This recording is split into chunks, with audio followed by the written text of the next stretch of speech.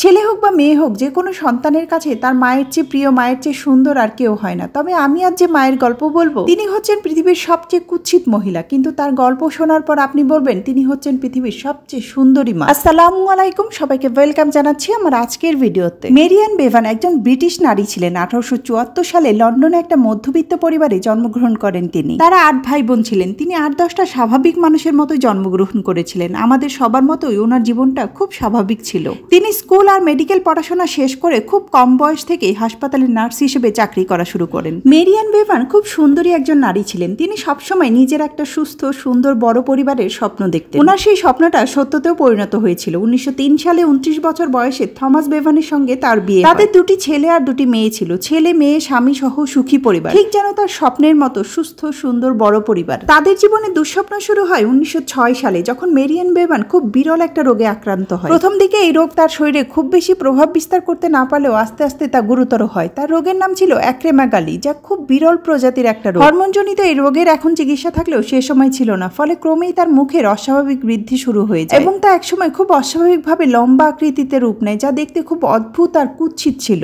এত কিছুর পরেও তার স্বামী তার পাশে ছিল, কিন্তু ম্যারিয়ানের ভাগ্যে বুঝি অন্য কিছুই লেখা ছিল। কারণ বিয়ের 11 বছরের মাথায় তার স্বামী মারা যায়। 4 সন্তান, পুরো সংসার তার উপরে। আয়ের উৎস বলতে কিছুই ছিল না তার। সন্তানদের নিয়ে যখন খুব কষ্টে তার দিন কাটছিল, তখনই তিনি জানতে পারেন ইংল্যান্ডে একটা প্রতিযোগিতার আয়োজন করা হয়েছে, যেটা ছিল পৃথিবীর সবচেয়ে কুৎসিত মহিলা হওয়ার প্রতিযোগিতা। সেই প্রতিযোগিতায় যিনি জয়লাভ করবে তাকে পুরস্কার আর নগদ টাকাও দেওয়া হবে। নিজের সন্তানের কথা চিন্তা করেই তিনি অপমানজনক সেই প্রতিযোগিতায় অংশগ্রহণের সিদ্ধান্ত নিয়েছিলেন এবং বিশ্বের সবচেয়ে কুৎসিত মহিলা এর আপত্তিকর খেতাবও তিনি জিতেছিলেন। পরে তাকে একটি সার্কাস পার্টিতে নিয়োগ দেওয়া হয়েছিল, যেখানে তিনি বিভিন্ন শহরে ভ্রমণ করতেন এবং লোকে তাকে দেখলেই হাসতো, অপমান করত। তিনি তার সন্তানদের লালন পালন করতে, তাদের একটা উন্নত মানের জীবন দেওয়ার জন্য অন্যদের উপহাস অপমান রোজ সহ্য করতেন। একটা মা তার সন্তানের জন্য কি না করতে পারে, ভাবুন তো একবার। একসময় পড়শিরা বলতো ছিপছিপে রোগা মেয়েটির মুখখানি বেশ চোখ টানে। সেই সুন্দর মুখটা একসময় হয়ে যায় সবচেয়ে কুৎসিত মুখ। সেই কুৎসিত মুখটায় বাহিরে বের হয়ে আসে মানুষের উপহাসের পাত্র হতে, শুধুমাত্র সন্তানের পেট চালাতেই। এই কুৎসিত চেহারাকে হাতিয়ার করে দিনের পর দিন তার সন্তানকে নিয়ে তার সংসার টেনেছে। মেরি অ্যানের কাহিনী প্রায় 150 বছর পুরনো, তবে তার লড়াইয়ের গল্প আজও পুরনো হয়নি। সারা পৃথিবীর কাছে তিনি হাসি, অপমান আর অসুন্দরের পাত্রী থাকলেও তিনি ছিলেন একজন সুন্দর মা, যে তার সন্তানের জন্য নিজেকে অন্যের কাছে বারবার অসুন্দর করেছেন।